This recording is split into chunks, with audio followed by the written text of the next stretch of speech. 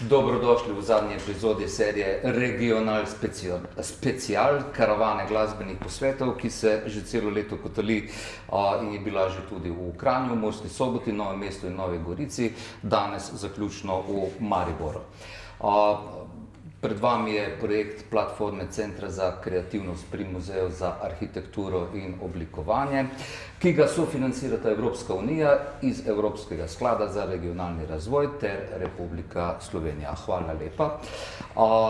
Pred nami je okrogla miza, danes bomo govorili o glasbi v digitalnem okolju in sicer naziv tega je PCD, kar je okrajšava, ki jo že dalj časa uporabljam za kontekst glasbenega posla, vsebuje pa proizvodnjo, potrošnjo in distribucijo vsebin. Pogovarjali se bomo o slovenskem glasbeniku, o slovenskem glasbenem poslu v kontekstu 21. stoletja in malo širšega trga. Pogledali bomo nekatere primere tuje prakse in naredili nekatere zelo očitne primerjave z dogajanjem pri nas.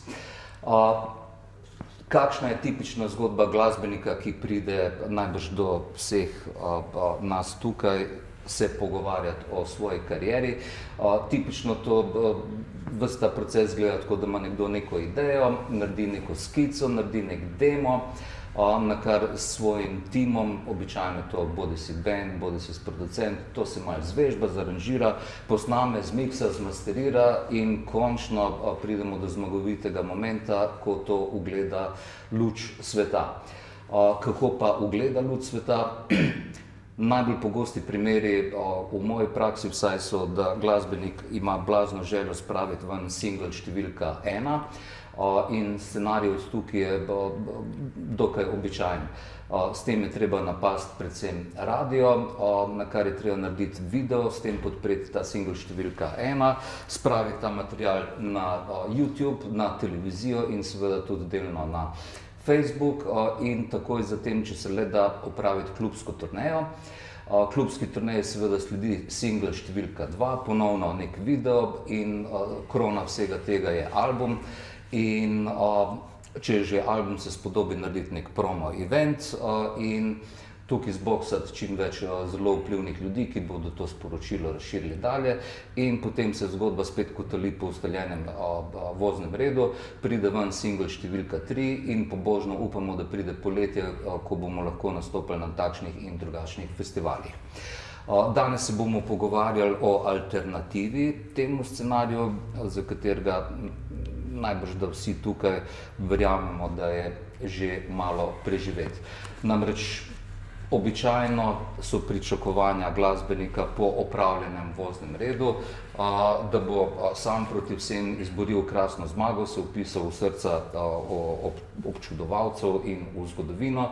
Praviloma pa se zgodba ne zaključi na takšen način, slej ko prej se nekaj spodrsne in v momentu mine včasih celo nekaj let, dokler glasbenik pogrunta, da formule ne delujejo po tem principu. Danes se bomo probali dotakniti nekih metod, ki so za slovensko okolje precej nove. Orisal bom primer številka 1, torej primer iz tuje prakse. Namenoma nisem vzel mega milijonskih produktov, temveč primere dveh izvajalcev, ki so seveda na mapi, ki ustvarjajo milijonske številke, vendar so toliko neznani, da so lahko zanimivi tudi za slovenskega izvajalca, ker se lahko vživi vsaj v delček te vloge. Torej v prvem primeru imamo krasno žensko izvajalko, opazimo, da gre za podporo relativno močne globalne založbe, vendar to, kar je meni zanimivo pri pregledu neke te kampanje, opazovati ključne elemente. Zgodba na tem slajdu se začne z timom, torej se začne z ekipo ljudi, ki skrbi, da se bo nekaj zgodilo. Na desni spodnji strani je element, ki je dokaj netipičen za slovenskega glasbenika, torej govori o nekem občinstvu, ki bo zaužilo te produkte in govori tudi o denarju, torej o vložku v neko kampanjo. Nekje vmes se pa pojavljajo pojmi, kot so pregled kampanje, kaj želimo doseči, pojavljajo se neka partnerstva, pojavljajo se neka spletna orodja, gre za mešanico starih in novih prijemov in vsi ti na koncu prispevajo k temu, da ta gospodična v rdeči obleki doživi globalni uspeh. Drugi primer je mogoče še toliko bolj zanimiv, ker gre za izvajalca, ki je ne tako davno nastopil v Ljubljani, torej izjemno simpatičen indie band, kjer spet s podporo globalnega playerja, kot je Warner, zastavi kampanjo na podoben način. V desnem zgornjem kotu vidimo, da gre za nagrado, ki so jo dobili za najboljšo uporabo Instagram zgodb. In ponovno vidimo, da gre za nek tim, vidimo, da gre za opredelitev neke publike, vidimo, da gre za opredelitev nekega denarja, ki se bo vložil v to kampanjo. To, kar je meni bilo zanimivo v tem primeru, da se zgodba začne sploh ne z glasbo, temveč z barvami, torej pantoni. In od tukaj dalje je cel kup elementov in cel kup orodij, ki označeni z rdečimi krogci, tukaj predstavljajo tako fino minsko polje raznih orodij, partnerstev, pregledov, fleksibilnosti, gibanja naprej, nazaj in kažejo na to, kako so tipična gledanja slovenskega glasbenika v tem trenutku daleč za časom. Živimo na globalnem trgu, torej znotraj globalnega trga delamo tudi, če se omejimo na nacionalni trg Republike Slovenije. Moramo se zavedati, da se stvari v 21. stoletju lahko delajo na drugačen način in da se lahko delajo tudi iz Slovenije, torej ni več potrebe seliti se v centre glasbenega dogajanja. Torej z nami so trije predstavniki, ki se znajo tepsti tudi z novimi digitalnimi orodji. Klepetali bomo pa o naslednjih zadevah. O umetniku in njegovi vsebini, kako identificirati natančno, kdo smo, kaj smo, zakaj delamo, kdaj bomo spravljali neke naše vsebine na svet, kako in seveda ukvarjali se bomo tudi s vprašanjem denarja.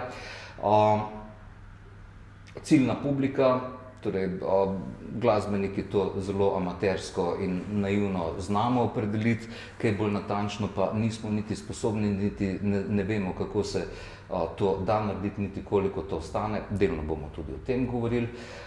O nujnosti tima, torej tim je neka moj izum za torej okrajšave čas, energija, pozornost, denar, torej time, energy, attention, money, torej prve črke teh besed formirajo besedo tim. Vsi smo omejeni s časom, energijo, pozornostjo in denarjem, torej sam proti vsem, težko se bomo tepli na globalnem trgu proti konkurenci, ki je bistveno bolje organizirana. Govorili bomo seveda o denarju, torej o vložku in o pričakovanem izplenu, o ciljih in smislih kampanje, o municiji, ki jo imamo pri tem na razpolago, ter o orodjih, ki jih lahko pri tem uporabljamo. Prejšnja dva slajda, prejšnja dva primera sta omenjala številne primere orodij, vendar ko sem iz glave metal še druga orodja, sem ugotovil, da približno je tretjina orodij, ki so na razpolago, so bila aplicirana na prejšnjih dveh primerih. Nekaterih orodij sploh niti ne omenjajo, kar seveda ne pomeni, da niso na razpolago, seveda so, ampak v teh tipičnih primerih niso bila v prvem planu. Med temi, ki niso bila omenjena, so tudi velika imena, kot so Apple Music, Deezer, Pandora, Benzintown, kurirane playliste in podobni pojmi, ki si jih lahko ogledate na ekranu. Govorili bomo tudi o pomembnosti partnerstev, torej o nekih zvezah, povezavah, ki so pomembne za realizacijo določenih produktov in ki kažejo, da seveda umetnik sam proti vsem bo težko zmagal v tej bitki. In govorili bomo o načrtu in fleksibilnosti in na koncu se bomo dotaknili tudi o vrednotenju glasbenega posla, o vrednotenju naših produktov. V tej debati toplo pozdravljam Iro Kolbezin kot predstavnico Glitter Beat Records, našo Nino Kožar, drugače punco Dan D, ki pa dela tudi, sodeluje, združuje delo s firmo Poslovni mediji, z MK-jem, torej poznamo ga kot seveda reperja, vendar danes bomo predvsem počrpali znanje Budizbana in Stremarnice. Z vami je pa Nikola Sekulovič kot moderator. Začnemo z mojo dolgoletno prijateljico Nino, ki je nekoč prodajala maršale v glasbeni trgovini, torej JCM 800, JCM 900 in podobno. Pot nadaljevala pri založbah Dallas Records in Multimedia, sodelovala pri nekaterih velikih zgodbah znamenitih slovenskih izvajalcev, torej od Čukov do Siddharte. Potegneva še kakšne anekdote iz tistih časov. Lahko za finale. Ki jo je odneslo pol tudi v filmske vode za kratek čas, potem pa v grozen pojem digitalnega marketinga. Torej, še vedno v stiku z digitalno problematiko, v stiku z starim svetom, trenutno urednica revije Ljubljana. In pa v prostem času, kolikor ga še ostane, skrbi tudi za izmenjavo knjig pod blagovno znamko, ki se reče Knjigobežnice. Hvala, Nina, ki si se nam priključila. Jaz bom par vprašanj zate. Prvo sem že napovedal, kakšna je razlika med prodajanjem avtov pa glasbe? Ja, najbolj očitna je seveda denar in čas. Avtomobilska industrija, praviloma so to neke znamke, ki imajo neko dolgo življenjsko dobo, tako da ti imaš tam, ne vem, 50-60 let časa, da prepariraš potencialne kupce, koliko si ti dober. Band ali glasbeni izvajalec tega časa nima. Seveda so tudi budžeti ogromni v primerjavi z nekim, verjetno, budžeti so ogromni v primerjavi z našimi, ampak na nivoju kakšnih večjih založb je to verjetno se izenači. Pa smo pa že približen na istem. Ti moraš, jaz sicer sodelujem z nekimi avtomobilskimi znamkami pri njihovi digitalni promociji, kjer jasno dobim od neke mame navodila, kaj moram početi, oziroma neke smernice, pa imam pa približno proste roke, ampak ne čist. Medtem ko si kot nek PR-ovc glasbene skupine, imaš seveda malo bolj proste roke, oziroma moraš vseeno razmišljati na zelo podoben način, kot ko prodajaš avtomobile. Se pravi, kaj imam v rokah, kaj bi rad s tem dosegel, koga bi rad nagovoril, kako bom do tja prišel. Se pravi, nek strateški razmislek, zelo trezen. Ponavadi, ko govorimo o strategijah, so to take pobožne želje, ampak moraš dejansko si vzeti, malo se prizemljiti, pa neke realne cilje si zastaviti in pol seveda temu primerno zbrati orodja, budžet, določiti, kako boš nekako vsebino pisal. Pa fajn je imeti, prej, ko si omenil ciljne javnosti, pred očmi skozi neko osebo, fiktivno ali pa mogoče tudi realno, ki jo nagovarjaš s svojimi objavami, ker boš pač veliko bolj pisal, kot če si predstavljaš oziroma pisal in delal živega človeka, ki z njim komuniciraš. Glede na to, da si v tem komunikacijskem poslu približno toliko časa kot znamenite avtomobilske znamke, Volkswagen in podobne, verjetno lahko pomagaš slovenskemu glasbeniku razumeti, ali se je posel, nekoč kot smo ga orisali, tradicionalen, torej komunikacija z milijonskim občinstvom, s posredstvom v starih časih, radio, televizija, tiskani mediji, špili. Smo še lepo koverte z jezikom. Tako, pa imaš znamke gor, in pa digitalno okolje. V osnovi, torej vsi vemo, da gre za bistveno bolj kompleksno orodje, vemo, da grejo stvari hitreje, da veliko več orodij na razpolago, ampak v osnovi, a se ta posel danes razlikuje od tistega pred nekaj leti, ko si se še ukvarjala sistematično s tem? Torej imamo na eni strani zmešnega umetnika, na drugi strani imamo publiko in vmes neko hordo posrednikov. Je to primerljivo? Mislim, posredniki zdaj do neke mere odpadajo, ne? Čeprav mi skozi govorimo, da na teh digitalnih kanalih, da si sam svoj gospodar, ampak v bistvu nisi čist, ne? Digitalni kanali v zelo veliki meri reciklirajo oziroma živijo od vsebin, ki jih producirajo klasični mediji. Zato je še vedno recimo pomembno, da se ti pojaviš tudi tam in tam in tam na seznamu nekih pomembnejših medijev, zato da boš se s tem lahko pohvalil na svojih lastnih kanalih, kjer si sicer sam svoj gospodar in lahko komuniciraš, kar hočeš, kar se ti mogoče zdi, da oni ostali kanali, mislim klasični, ne komunicirajo, ampak vseeno, ne, če si malo bolj pameten, veš, da to tudi ne pomeni, da zdaj pa pucaj, ne, da lahko počneš, kar hočeš. Se pravi, vedno mora biti nek premislek za tem, je pa ti tudi verjetno dobro veš, da je to zdaj vseeno malo drugače, ker smo prej kupili 1000 kuvert, pa 1000 znamk, pa 1000krat fotokopirali, zdaj nam tega ni več treba, ne. Zdaj pač stroški so se zmanjšali, vseeno nek vložek časa je pa približno isti. Torej, jaz to vidim približno tako. Tehnologija je omogočila hiper na vseh treh frontah. Torej, hiper proizvodnja vsebin, teh je več kot kadarkoli prej. Hiper potrošnja, torej glasba je danes na vsakem koraku dostopna in večinoma ali zastonj ali izjemno poceni, za razliko od nekih starih časov, kjer si moral odvaliti konkretno porcijo denarja v zameno za LP, CD in podobno, ne. Torej, danes naročnine na streaming servise, na tiste seveda, ki so plačljive, potrošnja niti približno ne stane več toliko, kot je koštala včasih. In pa imamo hiper tudi ta distribucijski sistem, torej nekaj, kar pomaga glasbi, da bo z enega konca, kjer se proizvede, pripeljala do tam, kjer se potroši in vmes izmenjala, torej preko tega distribucijskega sistema, tako vsebine kot denar. Zadevo bistveno zakomplicira še zgodba, da so proizvajalci hkrati tudi distributerji, hkrati so tudi potrošniki vsebin od drugih. In pogosto so uporabniki, nekoč tradicionalno kupci, ne, sami generirajo vsebine in spet skozi distribucijski sistem plasirajo v svet.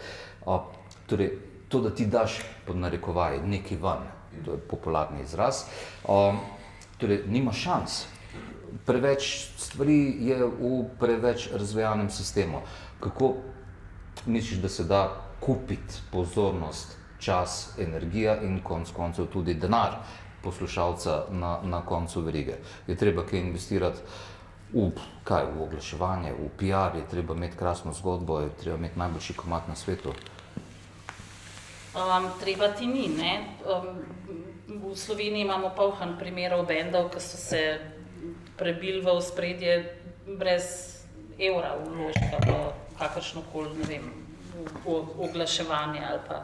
Ampak se veš, ne, če bi obstajal recept, kako narediti hit in se prebiti, bi to vsi naredili. V resnici ne obstaja. Tudi prej ni obstajal in tudi zdaj ne obstaja. Torej, če bi jaz zdaj rekel, imam šit komad, dam ti Jurja, daj nekaj narediti s tem. Bi lahko kaj naredila? S šit komadom verjetno ne. Dam ti 10 Jurja. Videli bi ga, ne vem. A je full shit? Če je full shit, se da. Mislim, videli bi ga, slišali bi ga verjetno 10 Jurjev ljudi, ampak to še ne pomeni, da bi uspel s tem komadom. Starodavni recept je bil, dajmo folku muziko intenzivno nafopati, torej v starih časih preko radia, in ta repeticija pripelje do tega, da se ljudje seznanijo, se navadijo na to, kar jim je domače znano, in potem imajo željo, da se to še repetira nekje drugje. Ali to danes deluje? A se ti zdi, da je to ful drugače, ker bolj, kar razmišljam o tem, je tudi prej imel dan 24 ur, pa radijski program je imel tudi 24 ur, pa vrtel se ni tako nič več komadov, pa nič več, mislim, tako v resnici, če si hotel, imel si iste pogoje na radiju, kot jih imaš danes, ne.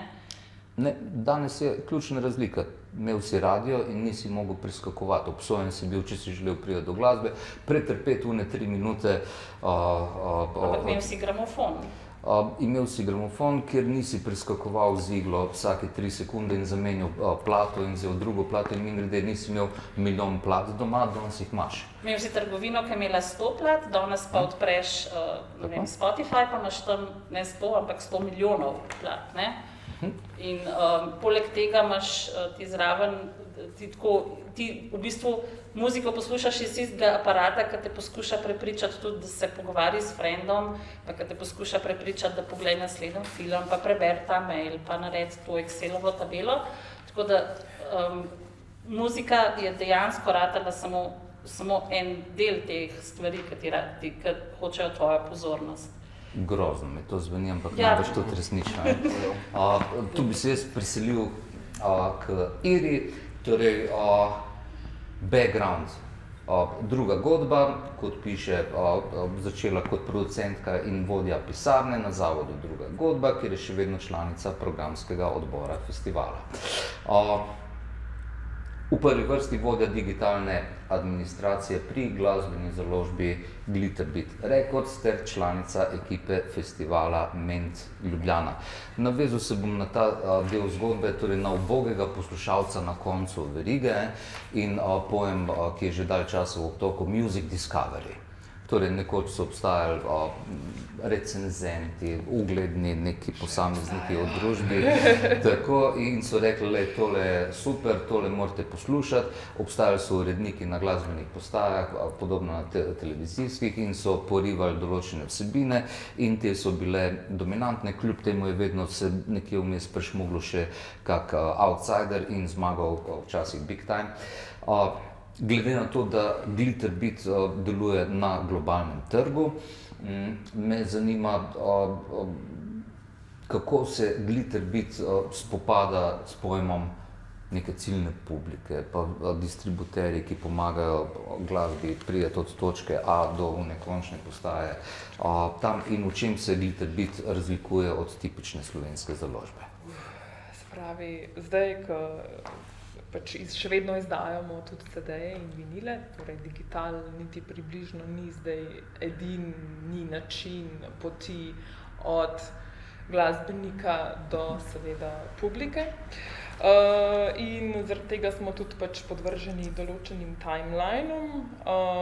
Če zdaj pustim, kaj se dogaja trenutno z vinilom in s produkcijo vinila in vsega, ponavadi, ko dobimo master in ga poslušamo in smo vsi nad njim zelo navdušeni, če ne zaljubljeni ali pa vzhičeni, potem glasbenika najprej vprašamo po teh 3 singlih in hkrati že v zadej meljamo neke ideje za posamezne trge. Recimo imamo distribucijo fizičnih izdelkov v UK, v Nemčiji, v Franciji, tudi na Japonskem, v Avstraliji, distribuiramo tudi v Združene države Amerike.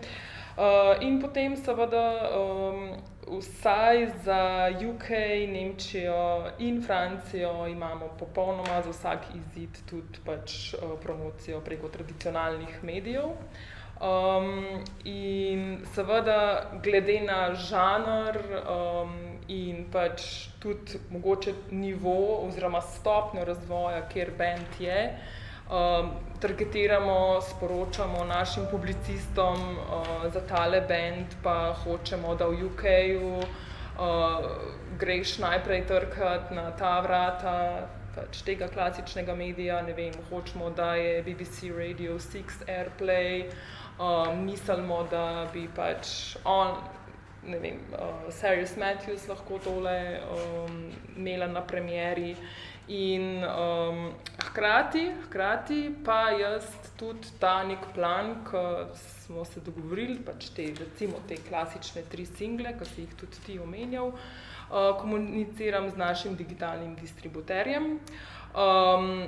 vse imamo na tej distribucijski platformi res vsaj en mesec prej, če ne 3 mesece prej. Recimo album, ki bo zdaj šel pri nas konec marca, je že lepo sedi in čaka in je dejansko samo klik od tega, da je na vseh platformah dostavljen. Tako kot pač ima naš label manager ta plan že pred sabo in tudi ve približno, katere medije klasične medije bomo mi nagovarjali in tudi recimo pri določenih bendih, jaz tudi rečem, jaz pa mislim, da teli imajo potencial, ne vem, za tole Spotify playlisto ali pa za tisto na Apple Musicu, boste vi za to poskrbeli. Hkrati se seveda pripravi že predvsem tem tudi nek infosheet, ki ga mi tako imenujemo, se pravi ta zgodba albuma, kako je album nastal, to, kar pač glasbenik želi sporočiti.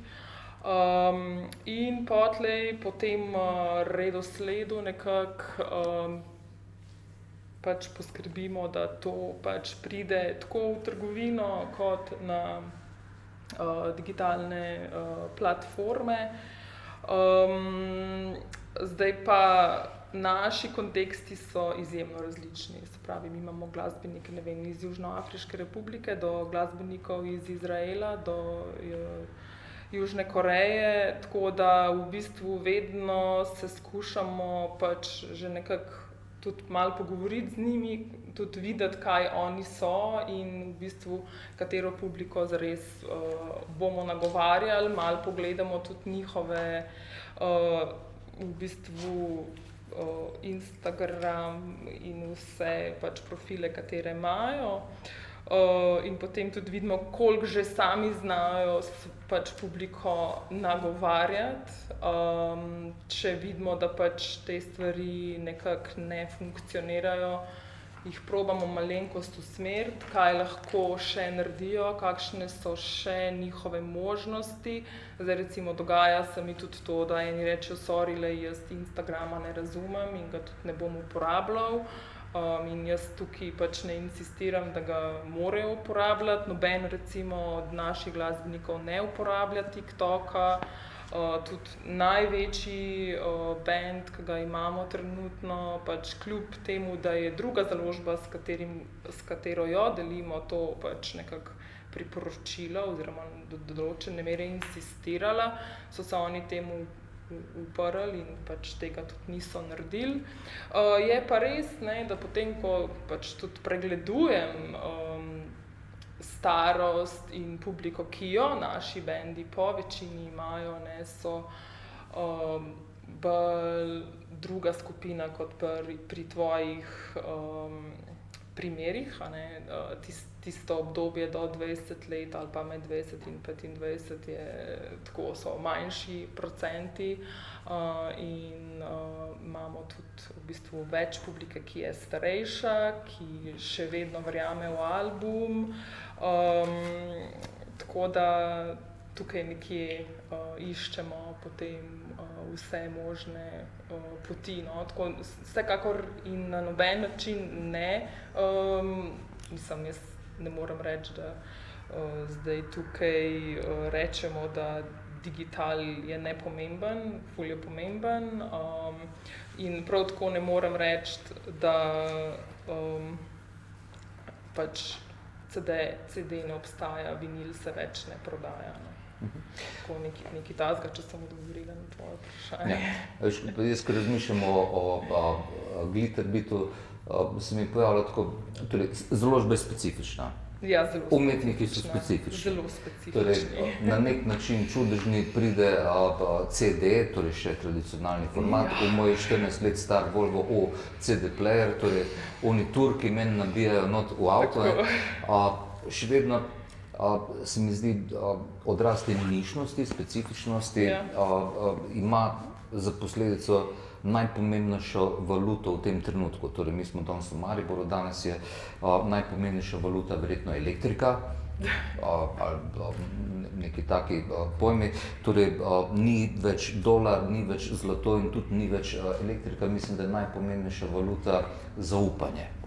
In občutek imam, da z neko restriktivno izdajateljsko politiko, z odnosom do glasbenikov, da Glitterbit uživa neko zaupanje, ki se na koncu verige lahko odrazi, torej skozi vsebino, skozi izvajalce, se odrazi na koncu verige tudi skozi posrednike in izrabo tradicionalnih medijev, torej pojem recenzenta, ki v Sloveniji skoraj da ne obstaja več. Ne.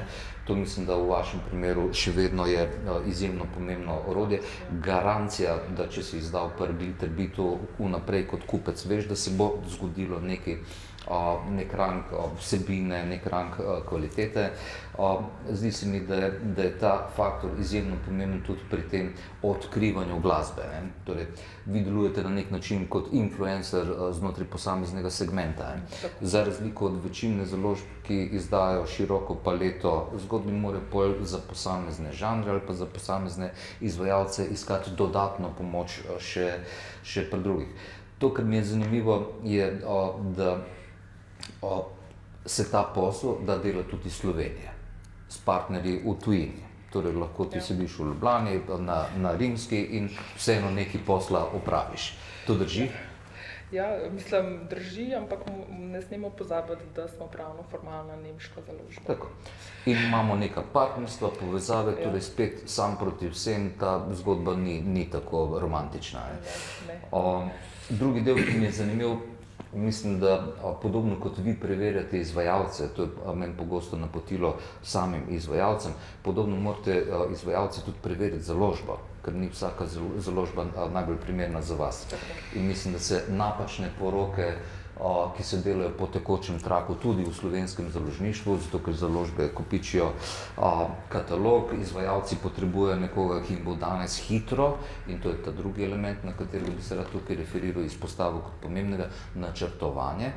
Torej, če vzpostavljamo razlike dogajanja v Sloveniji in na nekem malo širšem trgu, popolnoma normalno je že od nekdaj, da od trenutka, ko ti nekaj proizvedeš, kot glasbenik imaš to ihto, to mora jutri iti ven, jutri. Od nekdaj je ta posel na večjem in malo bolj segmentiranem trgu, pač zahteva nek čas za pripravo, seveda z nekim smislom. Ta smisel na koncu zgodbe lahko tudi seveda nujno denar. V glavnem mi je pri tej poroki ena stvar, ki bi jo danes rad izpostavil, je slovenski glasbenik redko preverja dejansko moč posrednika, torej bodisi založba, bodisi nek booker, bodisi menedžer. Torej partnerstva, ki jih sklepamo, so pogosto v Sloveniji površna, zunaj pa predvidevam, da nimaš prav veliko priložnosti, čas hitro mineva, torej če se odločiš za pravega partnerja, bo to lahko prineslo dobre rezultate. Zaenkrat hvala, bomo zavrteli pa še malo naprej. Preverjate ta digitalni, kakšno imajo digitalno prezenco, kaj vas zanima v bistvu? Številke. Ampak pred ene parimi dnevi sem brala članek o knjižnem založništvu, kjer založbe podpisujejo pogodbe z avtorji, ki imajo ogromne, recimo primer je Billie Eilish, ki ima seveda govorimo o milijonih followerjev, potem dajo knjigo ven in prodajo 65,000 izvodov. A so številke, mislim tako, a se vam je že kdaj zgodilo, da so številke, ki so bile na digitalu, so bile strašno obetavne, se pol v praksi niso izkazale za...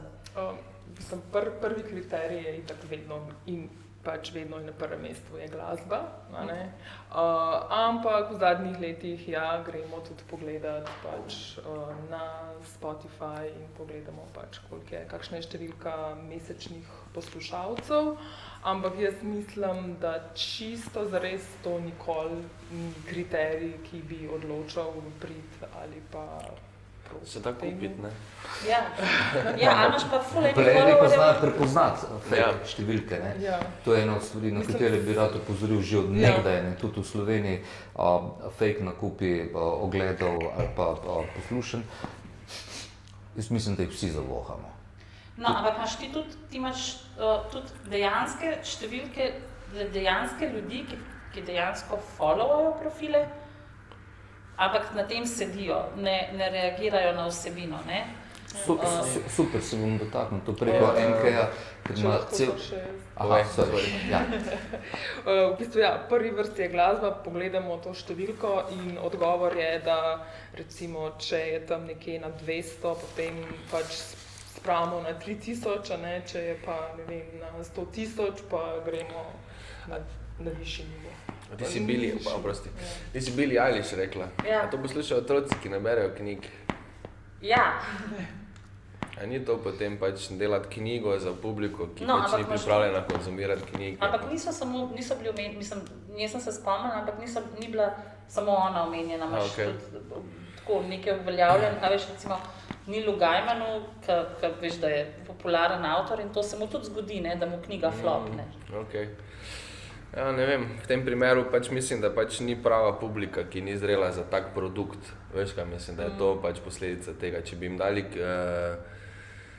ne vem, na pamet govorim, knjigo, ki bi se listala na iPhonu, bi bilo drugače kot v fizična oblika. Okay. Če me razumeš, kaj hočem povedati, pač, zdi se mi, da mladi več ne berejo.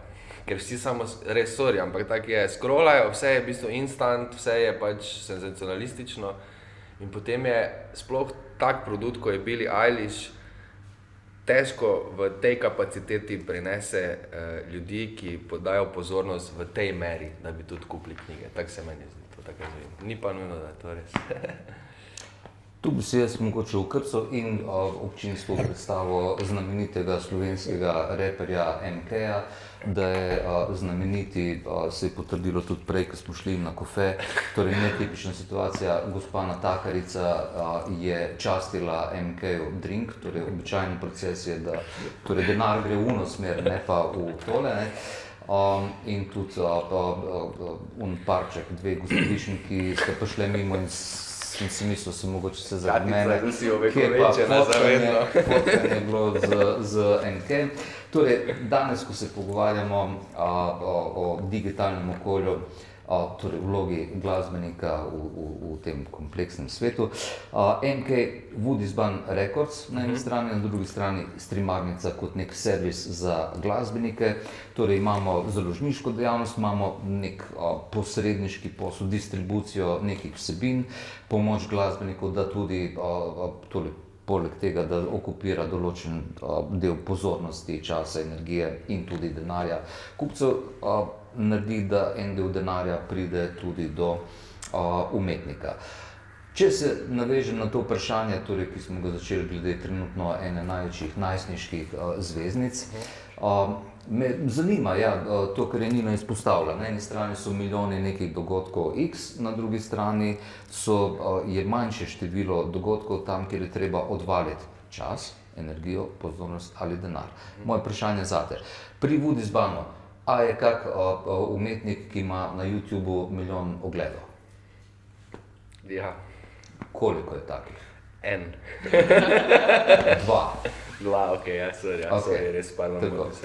To, kar me zanima pri teh dveh umetnikih, ne, torej ljubezen, ki se izrazi skozi milijon ogledov, torej očitno ta content nekaj je. Verjamem, da te oglede niso kupljeni. Ne.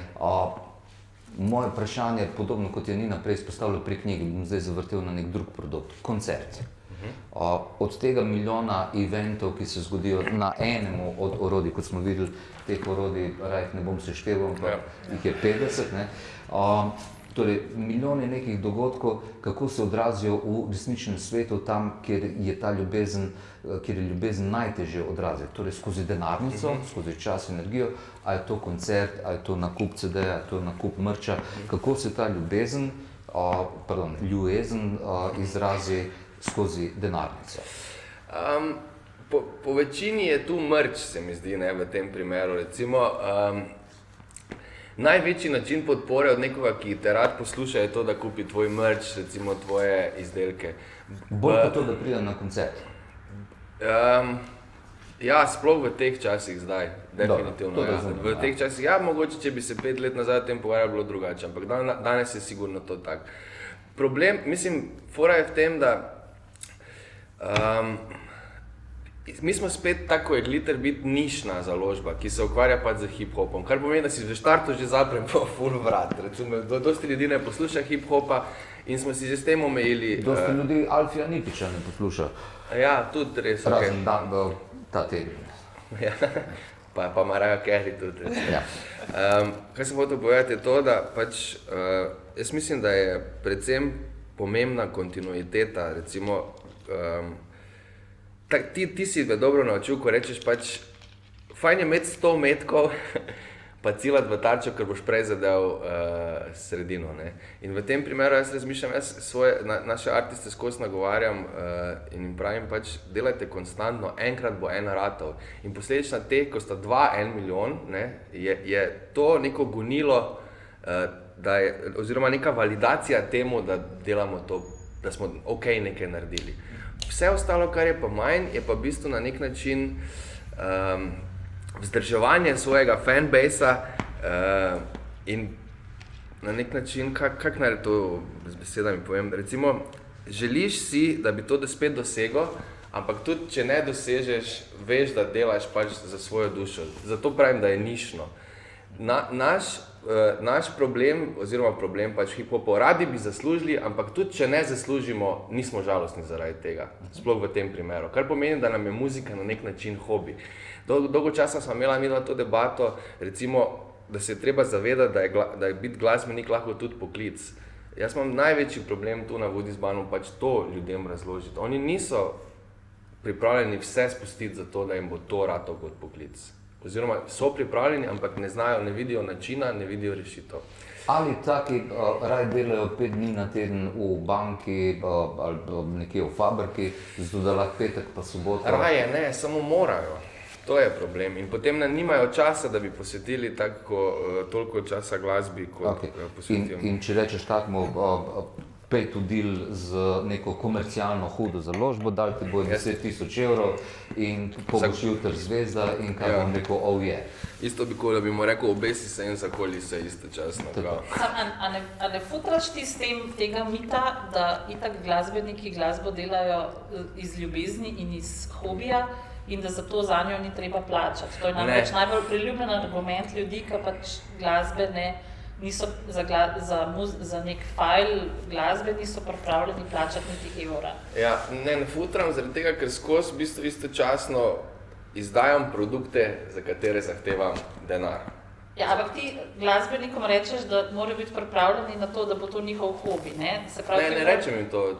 Jaz jim pravim razložiti, da je lahko to poklic. Oni imajo mindset, oni imajo s tem problem, da switchnejo iz hobija v poklic, ker ne verjamejo v to, da je slovenski rap toliko velika publika, da bi lahko od tega živeli. Torej, ne verjamejo. Spet pridemo do valute, najbolj pomembne zame, bolj kot Bitcoin, zaupanje. Ja.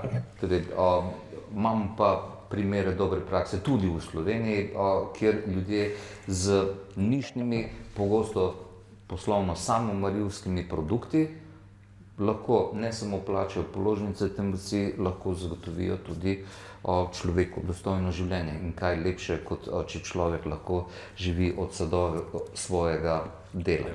Pri tem, v digitalnem svetu, seveda se postavlja ključno vprašanje, ne? Tam nekje običajno čez lužo so neki tehnološki giganti, ki služijo neke milijarde, ki lahko investirajo te milijarde, kot si nas podočil prej, tudi v trgovino z orožjem v Izraelu in podobno. Torej, kolikšen del teh milijard lahko pride nazaj glasbeniku v Slovenijo in kako lahko streamarnica pri tem pomaga? Torej, lahko pride velik delež nazaj. Streamarnica predvsem pomaga pri tem, da izobražuje glasbenike, kako v današnjem svetu monetizirati svojo glasbo. Mi jih učimo, kaj je higienski minimum za digitalno distribucijo. Recimo, kaj rabijo, na kak način je treba stvari speljati in na kak način jih je treba promovirati. Zdaj, Ira je prej povedala, da oni imajo 3 mesece prej album že uploadan kao. To je za nas fikcija. To se pri nas ne more zgoditi, ker to, kar je Nikola prej rekel, recimo večina naših uporabnikov je, jaz imam komad, daj izdaj ga. Ne razmišlja, veš, to je problem, to je ta razlika, ki jo hočem povedati, zakaj niso po poklicu, zakaj še vedno je hobi. Oni bi jutri imeli komad zunaj, ne razumejo pa, pazi, jaz vedno rečem, ko ti komad narediš, se pravo delo komaj začne. To je moj stavek, ki ga vsakemu skoraj vedno povem. In je fora, oni pa mislijo, da se neha takrat in da bo nekdo drugi za njih to naredil. In ja, streamarnica je tu, ampak ti, ko gradiš osebne odnose z glasbenimi rodniki ali pa karkoli, lažje dosežeš potem to, da imaš večji exposure. Mi lahko pridemo do ene meje, potem pa je tudi v bistvu na nek način na artistih, sploh v tem hip-hop slovenskem svetu, da sami na nek način odreagirajo in si zgradijo odnose. Jaz za svojimi jaz lahko zastavim svoje ime 2x, 3x, ampak če to pol ne bo dobro, pol to ne bo delovalo dalje, Se je že zgodilo 100krat, da je ugasnilo, ne vem. Že tretjič smo se točke zaupanja, kredibilnosti dotaknili. Zelo navijam v obravnavo tega pojma, ampak ne danes. Ampak to je ful je v bistvu zaupanje. Recimo, streamarnica je na nek način zrasla zaradi tega, ker so artisti zaupali v mojo presojo. A te smem zaprositi, da se obrneš v kamero, pa na kratko poveš, kaj streamarnica počne? Torej, streamarnica je na nek način digitalna agencija, ki se ukvarja z distribucijo glasbe na pretočne platforme Apple, Spotify, Deezer, Tidal in podobno. Tako da, če kdorkoli rabi pomoč pri tej glasbeni distribuciji, prosim pošljite na mail na hello@streamarnica.org in z veseljem vam bomo pomagali. Hvala lepa. Prosim. Torej, govorimo o nečem, kar ni založba. Govorimo, kar je nek distribucijski support, ki vključuje lahko tudi promocijski support, distribucijski support, ki omogoča nekaj, kar je pomembno, da tudi denar pride v najkrajšem možnem času, s čim manj posrednikov nazaj do umetnika. Čim več denarja v tem primeru. Kakšna je razlika med klasično v denarju? Slovenska založba in streamarnica kot nek servis. Pri slovenski založbi, ko pospišiš deal, je to publishing deal, ki daš delež svojih procentov in nikoli ne veš, koliko denarja boš v resnici plačal založbi. Pri streamarnici točno veš, zato ker je določen subscription letni fee in če boš ti več zaslužil, ne boš zaradi tega več plačal. Torej, jaz te dam 100 in če naredim 20, moj problem. Če zaslužim 20,000, ti si svoje... Jaz nočemo doti tvojih 20,000 še zraven.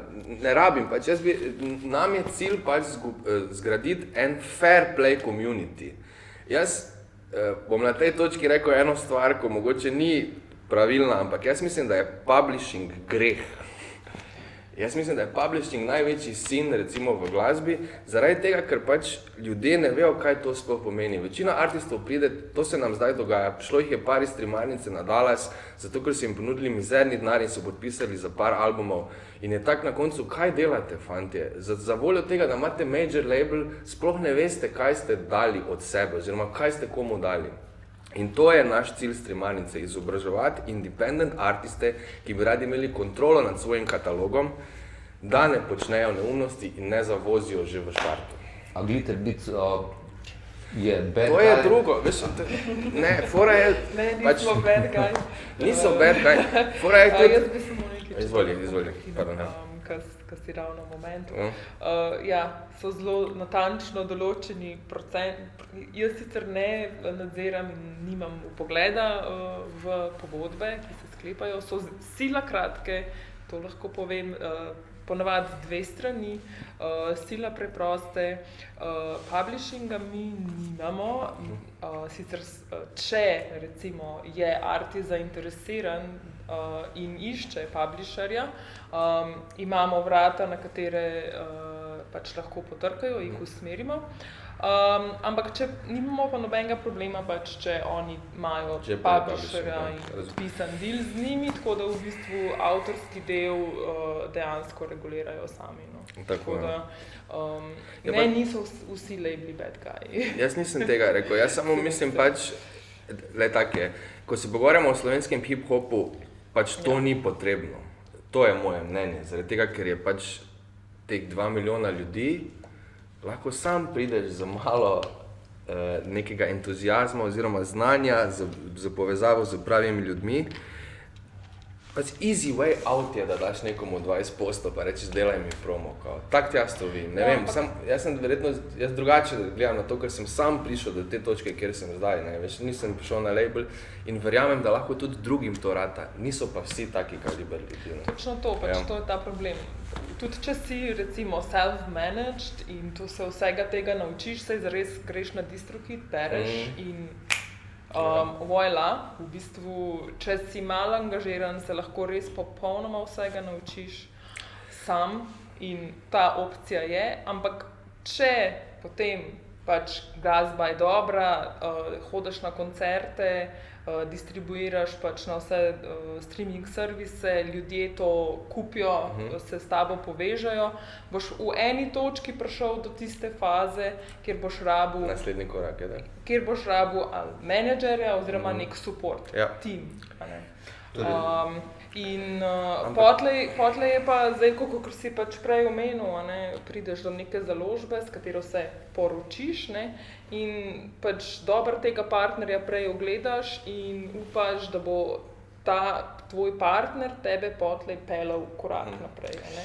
In zdaj tako mi nekako gledamo, da tudi recimo naši bendi, imamo en potencialen bend, ki bi se lahko odločil, hvala lepa, mi gremo zdaj en korak naprej, hvala Bogu, pač tega ne bojo, se niso. Ampak, ne vem, gledišče našega tima je, da če jim mi ne moramo več ponuditi koraka naprej, pejte. Mi jih postavimo v pozicijo, da so sami svoj šef, če me razumeš, kaj ti hočem povedati. Mi imamo vedno tak, recimo, to so opcije. Ampak sem tukaj bi mogoče, v čem vidiš, da recimo mi tukaj nismo, mislim, da smo mi tukaj zdaj tako grozno njihovi šefi. Če zdaj gledaš v to, kar si od mene slišal, razen če se želiš zdaj postaviti v kontekst hip-hopa in Slovenije, potem morava zamenjati perspektive. Verjamem, vi za njih distribuirate, mi pa jih učimo, kako se sami distribuirajo. To je razlika, pač, to sem hotel povedati. Ne, veš, nič ni narobe s tem, da ste vi šef, zato ker eni pač rabijo, to ljudje smo si različni, ampak mi želimo artiste, ki bojo pač drugim artistom govorili, da so lahko sami svoj šef. Sam recimo, jaz delam PR trenutno samo za Dandi. In če jaz pokličem, ki sem solist, pokličem radijsko postajo in ji rečem, tle imamo nov single od Dandi, a bi vi radi imeli intervju z njimi, mi bo par radijskih postaj rekel, ok, večinoma bo pa to fight. Če jih pokliče založba, ki jim mesečno dostavi tako in tako število preverjenih izvajalcev, s katerimi je radijska postaja zadovoljna, vejo, da muzika je dobra, ko bo prišel na intervju, bo nekaj pametnega povedal, zato ker imamo tam eno ime, ki za to garantira, je veliko lažje priti do intervjujev, če pokliče založba, kot če pokličem jaz, ki sem solist. Na radijskih, zdaj, mislim, recimo, če vzameva 10 radijskih postaj, bo zame veliko težje na 8 dobiti intervjuje, kot jaz bom recimo jih dobila na 5, če pokliče label, jih bojo dobili na 8. Tako da, veš, label ne moreš iti mimo tega, da ima založba, da založba je kurator.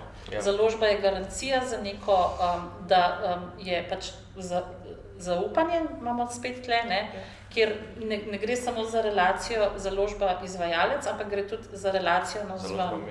Založba mediji. Mediji ve, da ta založba mu ne bo težila zdaj z nekim... In na koncu tudi digitalni streaming servisi.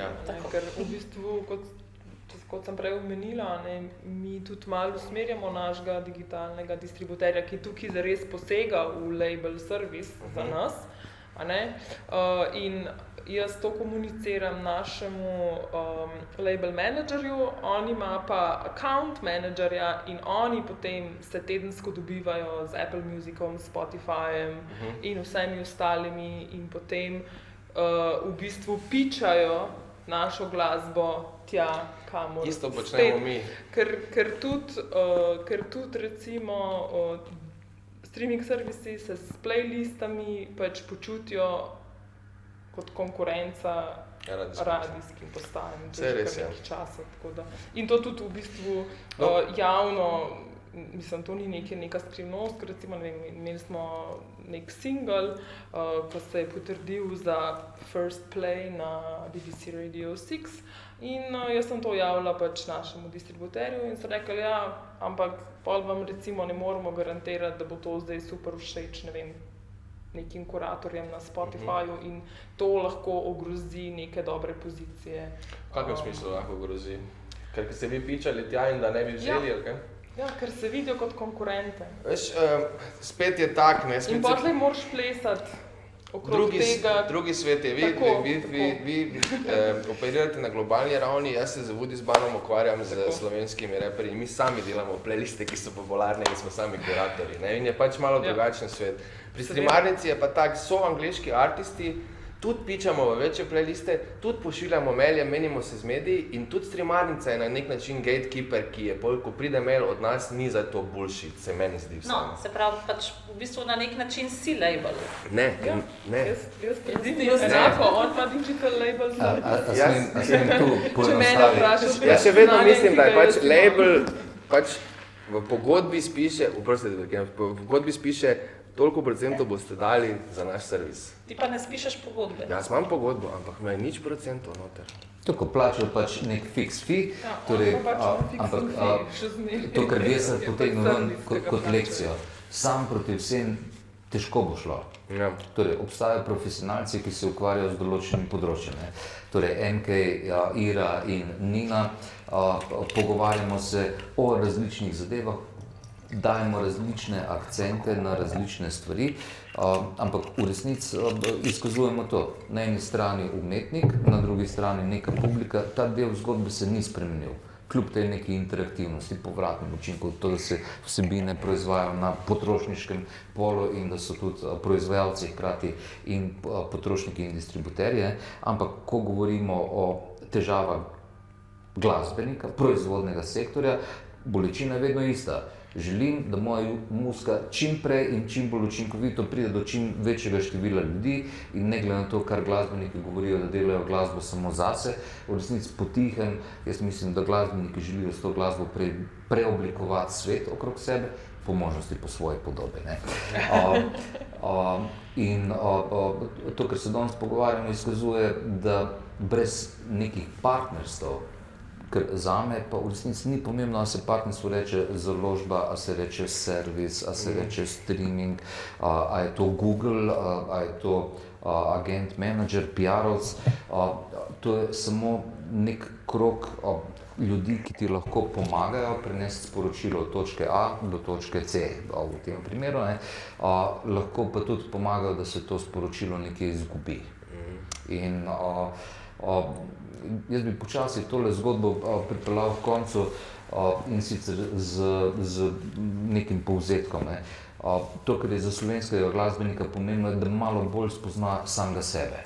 Malo bolj spoznati tudi sistem, ki omogoča, da sporočilo pride do grdo je reči potrošnikov, torej jaz še vedno rad rečem poslušalci s fokusom na glasbo, z zavestjo, da glasba sama še zdaleč ni več zadosti. Vemo, kakšen je pomen videa in vemo, da se je pojem audio povezal s pojemom audiovizualno do te mere, da danes že govorimo o vizualno audio. Torej v marsikateri glasbenih segmentih je ta vizualni moment še bistveno bolj pomemben. Ko govorimo o onlineu pa offlineu, Nina dobro ve, online ni za vsakega, torej Nina ima opravka z ansamblom, ki če je aktivn offline, pa bo mogoče tudi kaj materiala za online. Če ne bo offline aktivn, ne bo nič. Mogoče je label servis, ampak z malo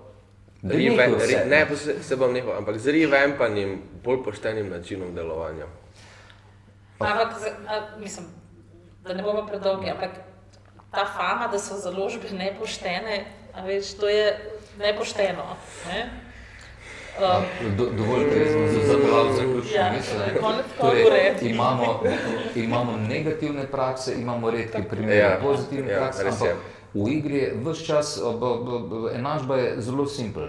Na eni strani sam proti vsem, nihče ti ne bo pomagal in tako naprej in pol pride nekdo mimo. A se mu reče management, agent, založba ali se mu reče platforma. To so vse neki elementi, ki lahko pomagajo, da tvoje sporočilo se ojača in pride do večjega števila ljudi. To, kar čemu služi tudi današnja okrogla miza, je poudariti pomen izobraževanja. Zavedati se, kako ti sistemi delujejo, ker če vejo, kako deluje in kdo koga bolj potrebuje, na koncu pripelje do dela, ki je lahko boljši ali, če si neizobražen, Bog pomagi pač slabši. Ne? In obstajajo civilizacije tudi danes, ki ne slonijo na solidarnosti, na ne vem čem, ampak pač na brutalnem izkoriščenju neukega posameznika. V slovenskem hip-hopu je ful teh praks, nažalost. Pač. Recimo, lahko ti povem konkretne primere, ki so pač slovenski reperi, ki so njihovi najbolj popularni albumi, niso lastniki teh albumov. Pač. In to mene boli. Pač. Ampak v teh dilih, vzamem še enkrat.